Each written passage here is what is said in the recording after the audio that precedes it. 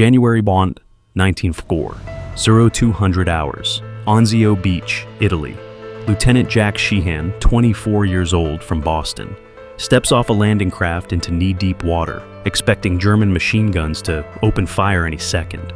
But there's no fire, no explosions, no resistance, just darkness, the sound of waves, and 50,000 Allied soldiers landing on a beach the Germans apparently forgot to defend.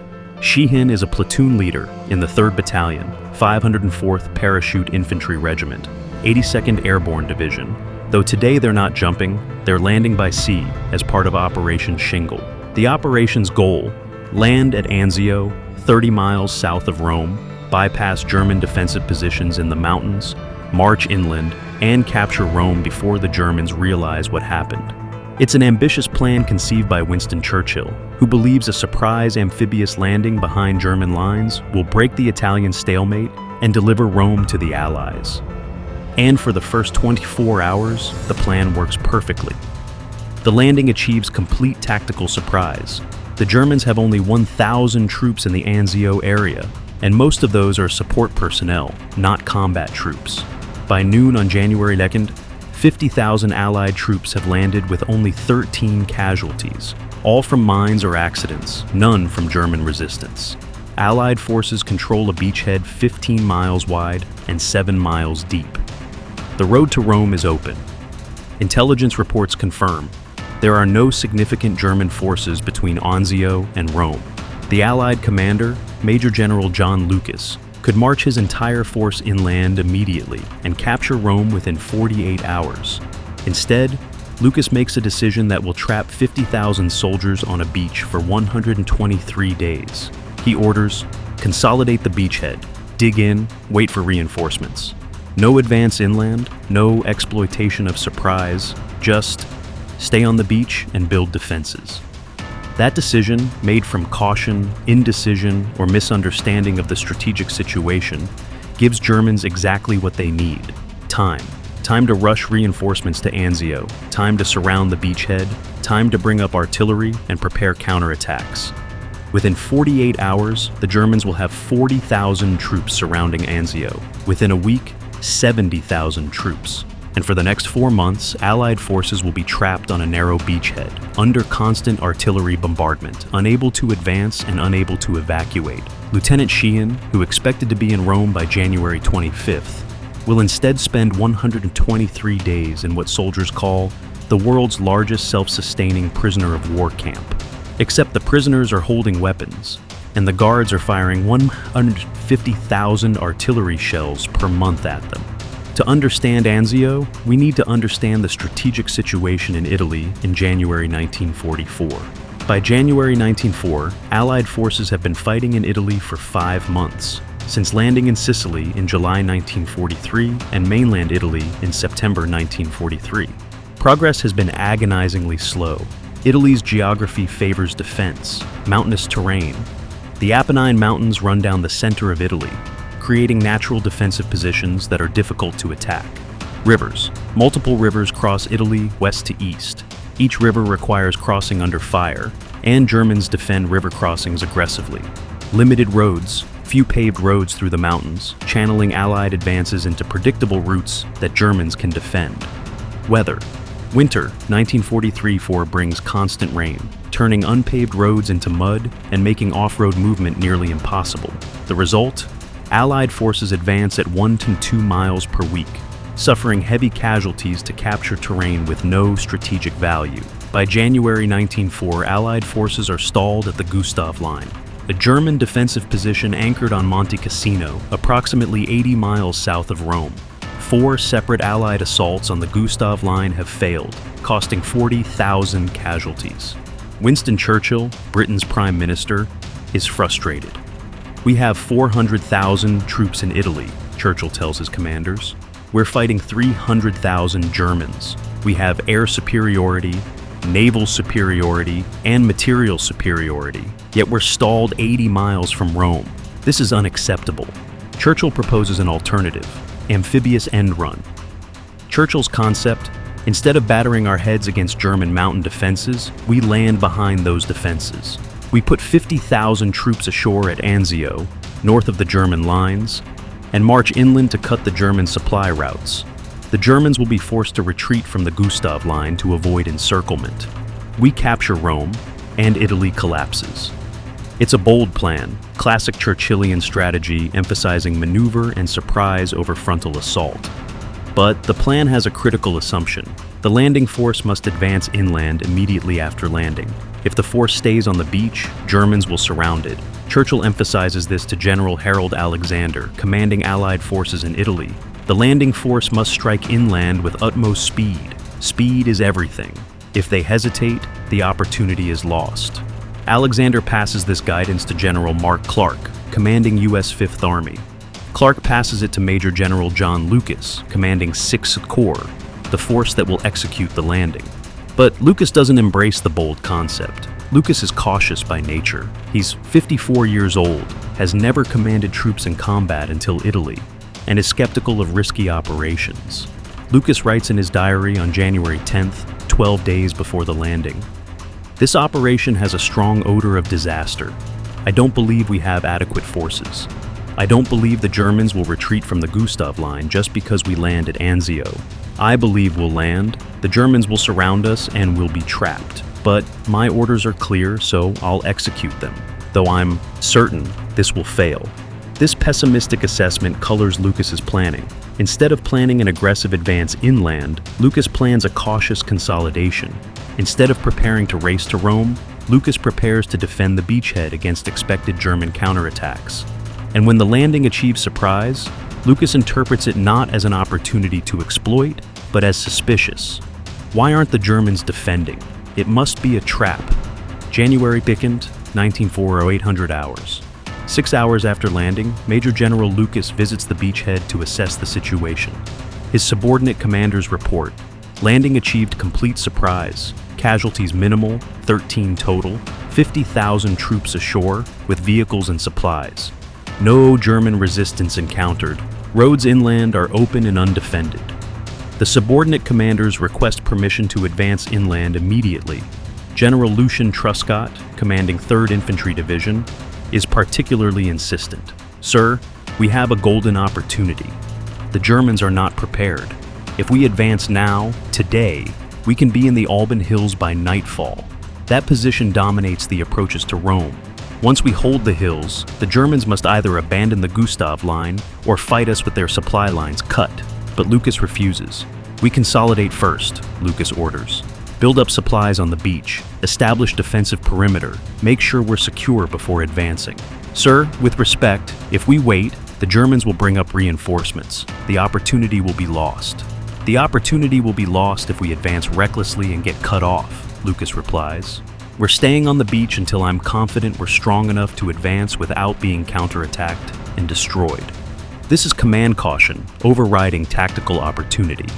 Lucas isn't wrong that advancing inland carries risks. If Germans counterattack before Allied forces are established, the force could be destroyed. But Lucas is wrong about the risk-benefit calculation. The risk of advancing immediately, moderate. Germans might counterattack, but they're disorganized and lack forces in position. The risk of waiting, catastrophic. Germans will mass forces, surround the beachhead, and trap the entire Allied force. Lucas chooses the catastrophic risk because it feels safer. It's the devil he knows, defensive warfare, versus the devil he doesn't, mobile exploitation. So, Allied forces spend January 2nd, 23rd digging defensive positions instead of advancing. Meanwhile, the Germans react with characteristic speed. German response, January 2nd, 1500 hours, 13 hours after landing. Field Marshal Albert Kesselring, commanding German forces in Italy, learns of the Anzio landing. He immediately orders all available units to Anzio. Stop the Allied landing at all costs. If Anzio succeeds, we lose Italy. January 2nd, 1800 hours. First German reinforcements. Arrive, 1,500 troops from training units, depot guards, and administrative personnel. They establish defensive positions north of the beachhead. January 23rd, 14,000 German troops arrive, diverted from the Gustav Line and from Germany. They begin surrounding the Allied beachhead. January 24th, 25,000 German troops in position around Anzio. artillery begins registering fire on the beachhead. January 25th, 40,000 German troops. The beachhead is surrounded. Germans begin probing attacks to identify weak points. January 27th, 60,000 German troops. Germans launch first major counterattack, attempting to split the beachhead and push Allies into the sea. In 5 days, the Germans have transformed Anzio from an open opportunity into a surrounded death trap. And it's Lucas's hesitation that gave them those 5 days. January 28th, 1904, D+6. Lieutenant Sheehan's platoon occupies defensive positions on the eastern edge of the beachhead, a line of foxholes and weapons pits facing German-held territory 400 yards away. Sheehan's platoon, 35 men, holds 300 yards of frontage. That's 8 to 9 yards per soldier, far more than doctrine recommends, but there aren't enough troops to create a denser defensive line. At 0400 hours, German artillery opens fire. For 30 minutes, approximately 200 German guns fire on the eastern sector, attempting to suppress Allied defenses before infantry attack. Shells rain down on Sheehan's positions. One shell lands directly in a foxhole occupied by Privates Anderson and Torres. Both are killed instantly. Another shell explodes 10 feet from Sheehan's position. Shrapnel strikes Sheehan in the left shoulder, a painful wound, but not incapacitating. At 0430 hours, the artillery stops. German infantry attacks, approximately 1,000 soldiers in battalion formation. Sheehan, wounded but functional, directs his platoon's defensive fire. The attack is repulsed with heavy German casualties. But this pattern will repeat daily for the next 4 months. German artillery bombardment, German infantry attack, Allied defensive fire repelling attack. Casualties on both sides, no ground gained or lost, just mutual attrition. The Anzio beachhead becomes a static battlefield, more similar to World War I trench warfare than World War II mobile operations. Characteristics of Anzio static warfare. 1. Constant artillery bombardment. Germans have positioned 450 artillery pieces around the beachhead, including heavy guns that can reach any point on the Allied-held territory. They fire approximately 5,000 shells per day, 150,000 shells per month. Allied troops are under fire 24 hours per day. There is no safe area. Even rear area support units are shelled regularly. 1. No maneuver warfare. The beachhead is only 15 miles wide and 7 miles deep, approximately 100 square kilometers. There's no room for maneuver. Forces are packed densely. Every position is within German artillery range. 1. Trench systems. Both sides dig extensive trench networks. Communication trenches, support trenches, frontline trenches, similar to World War I Western Front. Soldiers live in these trenches for weeks at a time. 1. Attrition without decision. Battles are fought for small terrain features, hills, farmhouses, canal crossings, that have no strategic value. Both sides suffer casualties capturing or defending terrain that doesn't matter. It's attrition warfare at its worst. High casualties, no strategic progress. Life on the Anzio beachhead becomes a test of psychological endurance. Physical danger, artillery, snipers, raids, is constant, but psychological stress is worse. Knowing you're trapped, that there's no escape, that every day brings more casualties from random artillery fire. Daily routine for frontline troops. 0400, 0600, stand to, full alert during dawn, most likely time for German attack. 0600 to 1200, improvement of positions, digging, reinforcing, repairing damage from bombardment. 1200 and 1300, meal, cold rations, hot food, draws artillery fire. 1300 to 1800, guard duty or rest, impossible to truly rest under bombardment. 1800-2000, stand to, full alert during dusk. 2400, night patrols, infiltration attempts, or fitful sleep, casualties from artillery. Artillery causes 70% of Allied casualties at Anzio, higher than any other battle in the Italian campaign. Random shell fire means anyone, anywhere on the beachhead can be killed at any time. There's no safe position. Rear area headquarters, field hospitals, supply depots all receive regular bombardment. The psychological effect is devastating. Soldiers develop what military psychiatrists call shell shock, or combat fatigue. now known as PTSD, at rates higher than any previous battle. By March 1944, psychiatric casualties at Anzio exceed 30% of total casualties. Approximately 3,000 soldiers evacuated due to mental breakdown. The Germans have two particularly effective weapons. 1. Anzio Annie and Anzio Express, two massive German railway guns, 280mm caliber, firing 560-pound shells from concealed positions 20-plus miles away. The guns fire irregularly, sometimes every few hours, sometimes once per day, making it impossible to predict when shells will arrive. The psychological effect of these massive shells, which arrive without warning and create enormous explosions, is immense. 1. Beetle aerial bombs. Germans modify 250 kilos aerial bombs with radio-controlled guidance, primitive guided missiles. They launch these from aircraft at night, guiding them toward targets on the beachhead. The bombs are inaccurate but terrifying.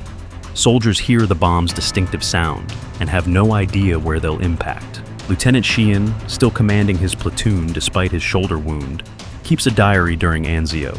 His March 3rd entry, 40 days into the siege, captures the despair. "We've been on this beach for 40 days. We haven't advanced 100 yards. We haven't retreated 100 yards. We just sit here and get shelled. Every day more men die, not from combat, not from battles we can fight, but from random artillery fire that we can't control or predict. Yesterday, Private Johnson was killed while eating lunch. Shell landed directly on his foxhole. Today, Sergeant Williams lost both legs to shrapnel while walking to headquarters. Tomorrow, it might be me. This isn't war. This is just waiting to die." February 16, 1904, D+25. The Germans launched their major counteroffensive, Operation Fishfang, fishing, attempting to split the Allied beachhead and drive Allied forces into the sea. German forces committed 70,000 troops, 200 tanks, 450 artillery pieces. Allied forces defending, 90,000 troops, reinforced since initial landing, no tanks in frontline positions, terrain too confined. Extensive artillery support from both land-based guns and naval gunfire. The German plan: breakthrough at the center of the beachhead along the Anzio-Albano road, split Allied forces, and push each half into the sea separately. February 16th, 0630 hours. German artillery bombardment begins. Heaviest bombardment of the entire Anzio battle. For 2 hours, German guns fire on the central sector. February 16th, WWII 30 hours. German infantry and armor attack. Multiple divisions in coordinated assault. Initial German success. They penetrate 1-2 miles into Allied lines, creating a dangerous salient. February 17th, Germans continue attacking, advancing another mile. The beachhead is in danger.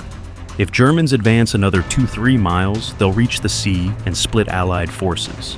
Crisis moment. General Lucas, realizing his initial caution has created this crisis, commits all reserves to stopping the German breakthrough. American and British artillery concentrates fire on the German salient. Over 6,000 shells fired in 24 hours. Allied naval gunfire joins the bombardment. Destroyers and cruisers offshore fire directly into German formations.